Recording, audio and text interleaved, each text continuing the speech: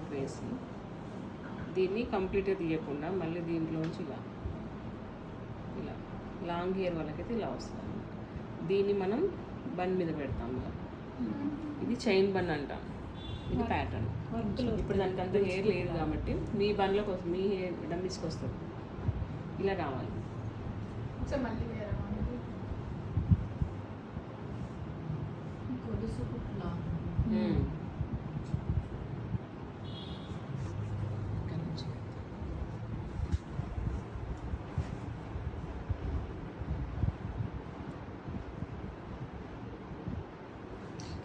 టైల్ని మీరు లోపల నుంచి మొత్తం కంప్లీట్గా తీయకుండా దీన్ని ఇలా తీసుకుంటూ రావాలి.